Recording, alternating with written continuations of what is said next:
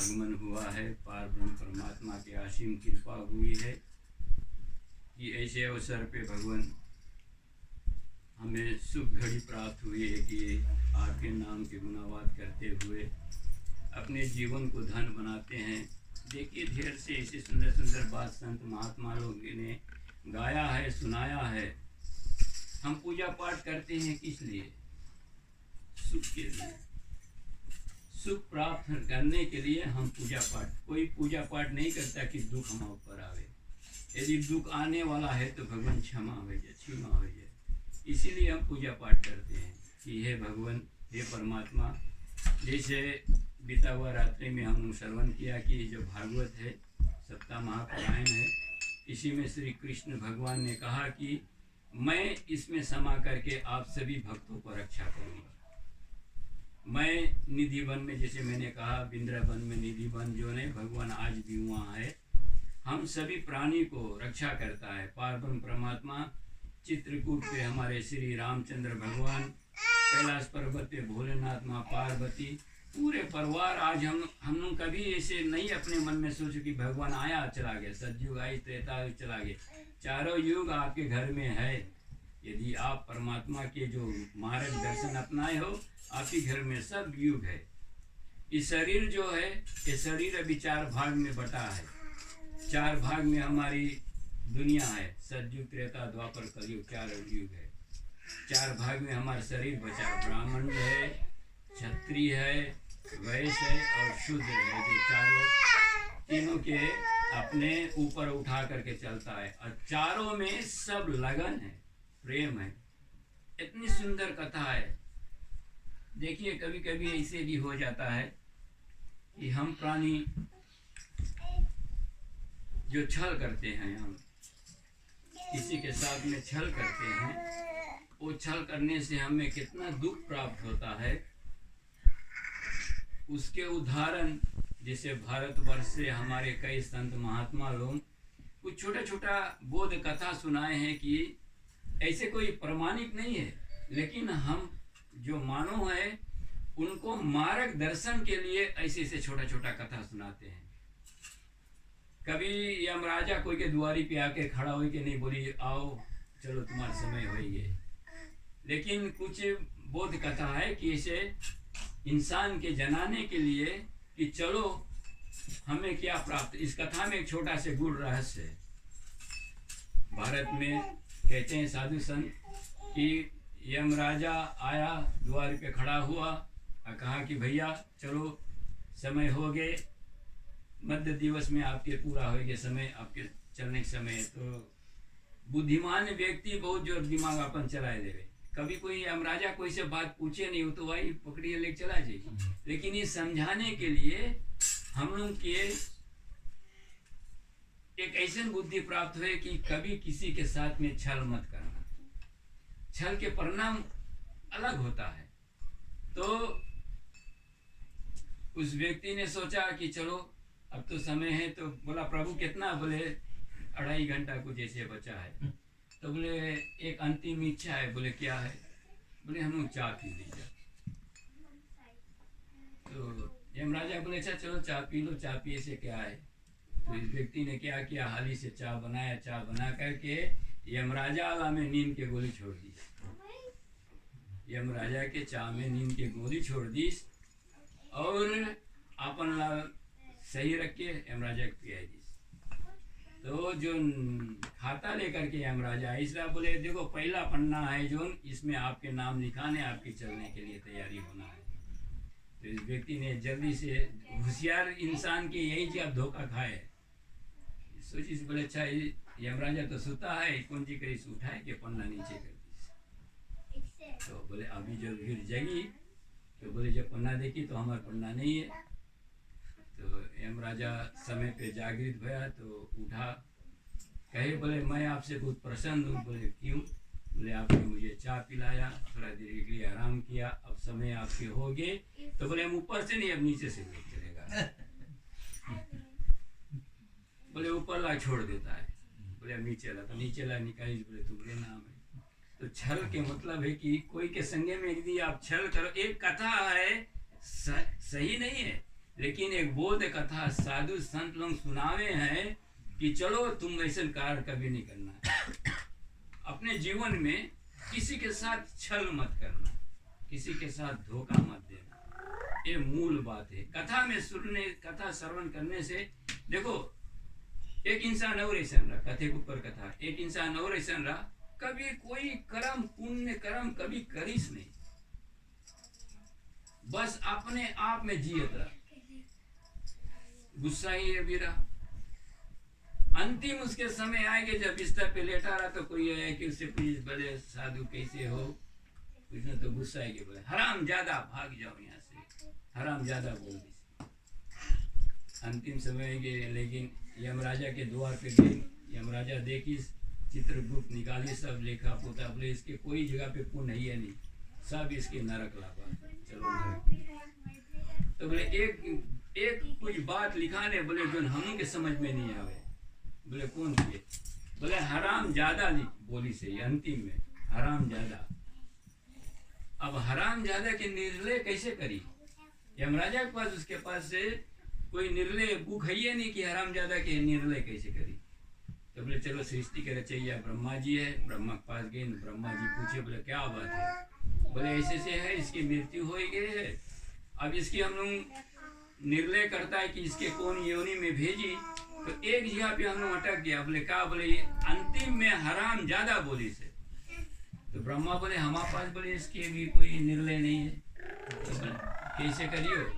और बिना यमराजा जो है चित्रगुप्त है, सही निर्णय किसी के साथ में अनबल नहीं करे, तुम जो कर्म करोगे उसके फल आपको भोगना पड़ेगा, कोई के ऊपर जस्ती कमती कभी नहीं, बैलेंस एकदम पूरे, इसीलिए तराजू कभी नीचे ऊपर नहीं गिरे है। तो बोले चलो शिव जी के पास। अब यमराजा चित्रगुप्त वो जीवात्मा ब्रह्मा अब पहुंचे शिव जी के पास। शिव जी से पूछे, बोले जगत पिता, बोले हम संशय में पड़ गया, बोले क्या बात है, बोले इसकी हम लोग के गति देना है, कौन गति इसके दे। अंतिम में बोले तो सीधा नरक जाए है, लेकिन अंतिम में एक शब्द इस्तेमाल करे से हराम ज्यादा, इसके बोले बारे में हम लोग निर्णय नहीं कर पाता है। शिव जी देखिए, बोले हमारे पास अभी नहीं है, बोले चलो भगवान के पास, विष्णु भगवान के पास। अब ये लोग सब कहाँ जाए सुनना, ये बात के अर्थ कितना सुंदर निकले। सब पहुंची विष्णु लोग, वैकुंठ धाम, हरि के धाम। तो बोले भगवान बोले एक संशय, बोले क्या, बोले पूरा वृत्तांत बताए दिस। बोले के आई से सोचना इसके बारे में, बोले के आई से, बोले ब्रह्मा है, शिव जी है, यमराजा है, चित्रगुप्त है और जो जीव है। ये जीव बोले तुम लोग कहाँ लाई से आज, ये एक जीव हराम ज्यादा बोले से ब्रह्मा के पास से शिव जी के पास से वैकुंठ धाम पहुंचाई दी। बीच में बोले इधर हा है उधर ज्यादा है, बीच में राम है। हराम ज्यादा बोली से, लेकिन बीच में राम। अब सोना, ऐसे सोने के अगर कोई छल्ला बनाओ तो इधर उधर पीतल लगा तो बीच में सोना रही तो सोना सोना है। तो ऐसे भगवान राम के नाम है, कहां से कहां पहुंचाई दी किसी के पता नहीं है। अब हाँ इन्हें माने है, हाँ राम और ज्यादा है, ऐसे अब दूर के तूड़ो, हाँ राम ज्यादा, हाली से बोले तो हराम ज्यादा, लेकिन उसके जब ब्रैकेट में करो हाँ राम ज्यादा, तो उसके अड़ गुर रहते। तो विष्णु भगवान बताए, बोले देखो कहाँ पहुंचाए जिसे, अब इसके पूछे की जरूरत नहीं, इसके जगह कहाँ है, विष्णु लोग पहुंच गए। तो कहने के तात्पर्य आज दुई कथा सुंदर सुनाए, साधु संतों के वाणी है कि आज के बाद में अपने आप के साधन कर लेना कि घट भीतर जो जीव बैठा है उसके प्रति हमारी क्या सेवा, क्या हम कर सकते हैं। एक सुंदर बात व्यास जी ने इस ग्रंथ को रचना किया। इस ग्रंथ को रचना करते हुए भगवान के एक नाम दी से सत्यजानंद, सत्यचितानंद, सत्यचितानंद। तो कहने के तात्पर्य सत्य, चित और आनंद, ये भगवान के नाम है, कृष्ण भगवान के नाम है सच्चिदानंद। तो बोले सच्चित आनंद के मूल अर्थ है कि सच्चा चित तब आनंद। हम तो आनंद के लिए आया है ना यहाँ, लेकिन हमारे मन में अगर सत्य है, चित्त माथे पे है, जैसे बोला जाए है कि मथनी करा जाए ना, तो कहूँ मक्खन निकले है, मक्खन निकले के बाद में फिर उसके उबाला जाए तब कहूँ जाए कि घी बने हैं। तो जो घट में, जो मन में हम अपने मंथन करेंगे वही हमारे चित्त पे चढ़ी। आज हम लोग मंथन कर रहे हो, आज 2-4 बात भय, अब यही बात ले जाके आप कोई और संगे में मंथन करियो, तो ई चित्त पे जब चढ़ दी, तो जो चित्त पे जो चढ़ी वही आपके चरित्र पे रही। सत चित आनंद भगवान कृष्ण कन्हैया के नाम है कि सचित आनंद, कि हे परमात्मा, हम सभी प्राणी आपके बहुत बहुत आभार व्यक्त करते हैं। हमारे पास ऐसा शब्द नहीं है कि हम भगवान को धन्यवाद दे। है कोई आदमी किसी के व्यक्ति के अगर आप कोई मदद कर दो तो हम कहते बहुत बहुत धन्यवाद, आप आया है, आपके जरिए से हमारा कार्य सिद्ध होएंगे। लेकिन आप बताओ, नित्य प्रतिदिन जो रोज सुबह शाम हम उनके लिए खड़ा है, कैसे हम धन्यवाद दे सके। लेकिन जबरन है, एक बात है, संध्या के समय भगवान के धन्यवाद देना चाहिए कि हे परमात्मा, सुबह से शाम हुई कर्म जो कुछ भी किया, संध्या के समय अपने आप को आपके आगे अर्पित की के, और अब हम गृहस्थी जीवन में साधु संत बताए कि साधु संत कहे है कि गृहस्थ जीवन जो है उसमें बहुत बोआल है, और विरत जीवन है अकेला, कोई चीज की चिंता नहीं है। लेकिन संतों ने कहा अगर ये गृहस्थ नहीं रही तो विरत जीवन चली नहीं। तुम्हें तो मांगना है, साधु संत के काम नहीं करे के। साधु संत के काम है 5 दुआरी, जस्ती भी नहीं। अगर 5 दुआरी पे जो कुछ मिल गया उतने में संतुष्ट, नहीं मिला तो उपास। तो साधु संत कहे है कि साधु जो संतो वाणी ने कहा है कि गृहस्थ भी अच्छा है और विरक्त भी अच्छा है। गृहस्थी जीवन है तब आगे बढ़ी, और जो हमारे साधु संत है, और याद करना हमारे भगवान अवतार जानो किसके खातिर लेवे है, हम लोग जिंदगी भर से गाता है, विप्र धेनु सुर संत हिता, मनुष्य नहीं आवे यहाँ पे।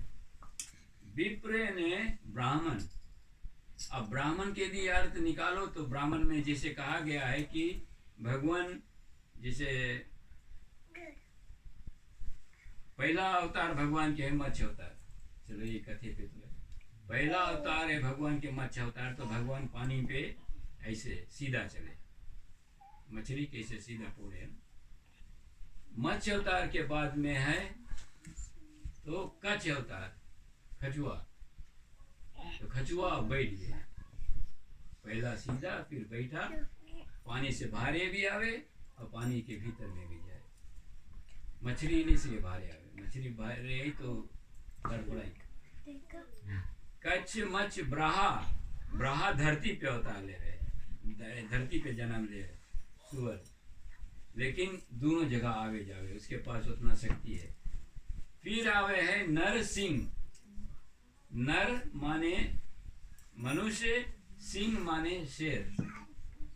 नरसिंह भगवान जन प्रहलाद के टाइम पे भगवान अवतार ले रहे, तो कभी कभी लोग बताए बोले मनुष्य बोले पहले बंदर रही ना, कैसे बंदर रही, हम उनके भगवान है। आधा नर आधा सिंह, शेर के भी पूछ है। तब उसके बाद में आवे बामन अवतार, छोटा, वहीं से ब्राह्मण के अवतार है। ब्राह्मण माने ब्राह्मण माने भरा मन, जिसके पास सब कुछ भरा है। तो भगवान ने क्या किया कि चलो 3 चरण राजा बलि से मांगी सरा, आप सब कथा जानते हो। तो गुरु भी उसके साथ में बताइए नहीं दो नहीं दो, तो दान दे दी। राजा बलि जानो कौन है, प्रहलाद जो है उसके पोता है।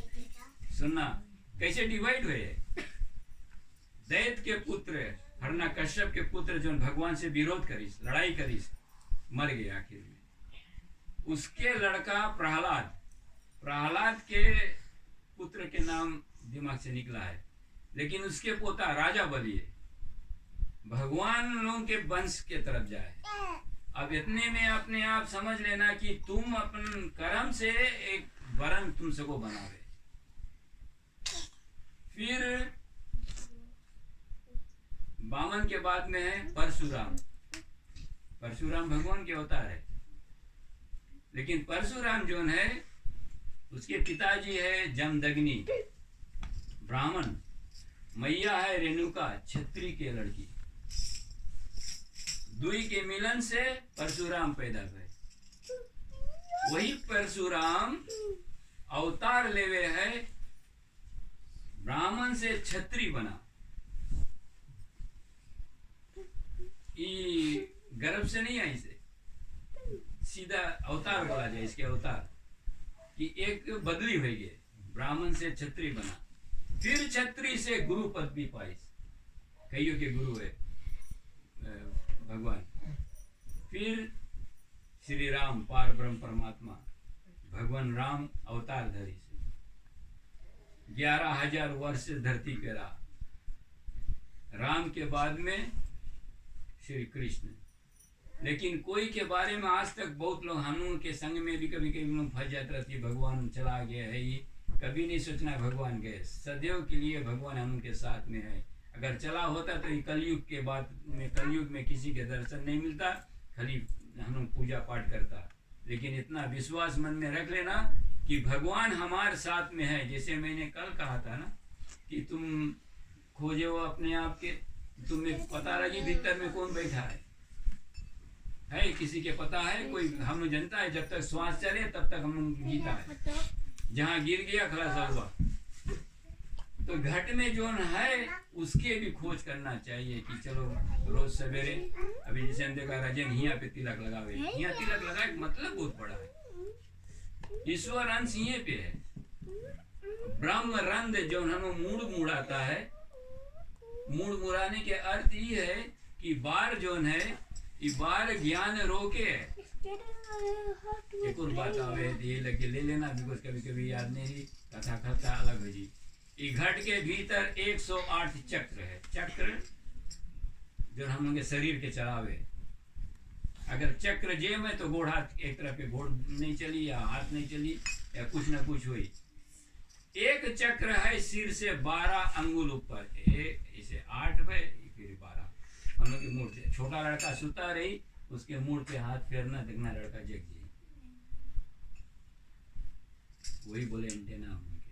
और जेकर सुता है ओकर मूड पे का फेरियो, मूड पे ठोक दिए तो भी नहीं जगी।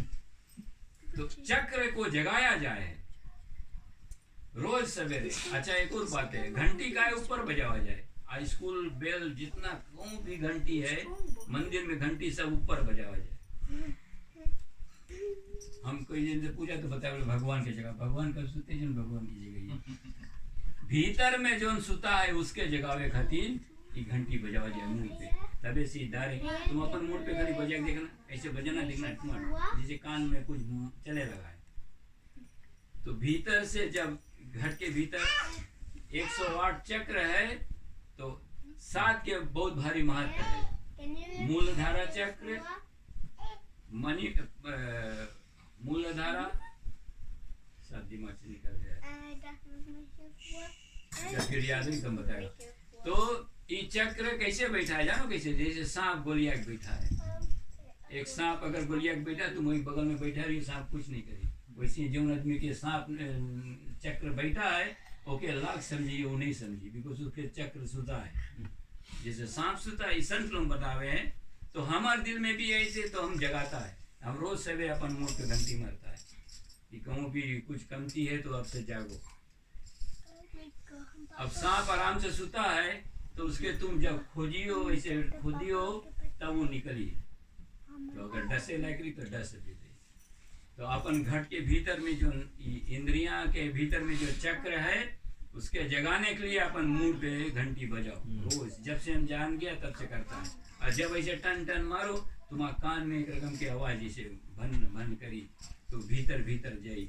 तो ऊ जाएगी ईश्वर अंश की जगह ही कि चलो घंटी मारो, भगवान परमात्मा के विनती करते हैं कि हे भगवान, आज की कथा है जैसे मैंने कल कहा था, चलो थोड़ा से कर दिया जाए इसकी कथा।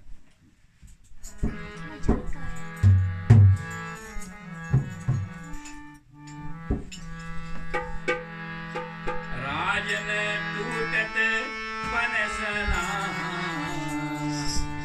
पति रुधिर बहाए,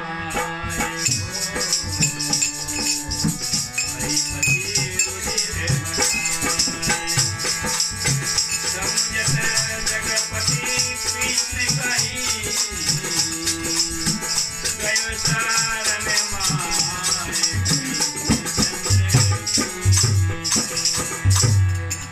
प्रसाद लाया बेटा। अच्छा हाँ, सब में एक ट्रिक इधर दरअसल में मिस्टेक कर दिया होता है ना, सब में एक ट्रिक चला दो। जग हरि उदार अमित तनु भारा, सही पाए कर प्राण, गति गति लगी पवन दुख भारी, आए कृष्ण शरण सही।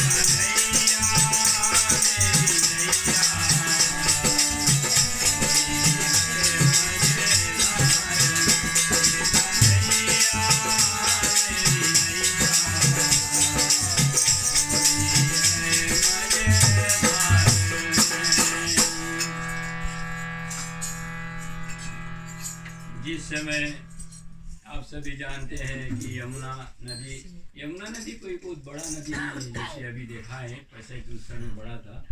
यमुना नदी में लोग चल करके आने जाने सकते थे।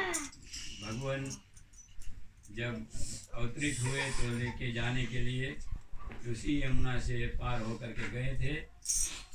तो कालिया नाग उसी यमुना नदी में था और सब खेल खेल में भगवान कृष्ण ने अब उस कालिया नाग को निकालना। देखिए, काम जो होता है, भगवान जो करता है उसी के करता धरता वही है। तो समय समय के बात है, जिस समय के जो कार्य है उसी समय के उसी तरह के बात होती है। तो अब यमुना नदी से कालिया नाग को निकालने के लिए कृष्ण भगवान ने खेल रचा। गेम खेलते खेलते में कूद गया भीतर।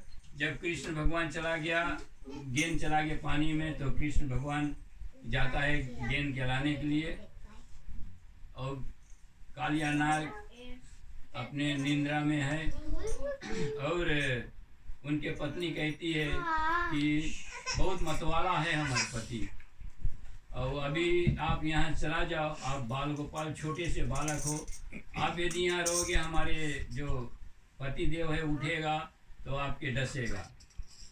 तो कृष्ण कहता है कि दिखाई दो, जगाए दो, देखिए कि इतना बलवान है आपके पति, मैं भी देखना चाहता हूँ। तो कृष्ण के सांवला करने वाला उठा नाग छोड़ा फुफकारा, कृष्ण सांवला कर डाला। वो विष जो है भगवान के ऊपर में छोड़ी तो कृष्ण भगवान सांवला सा हो गया।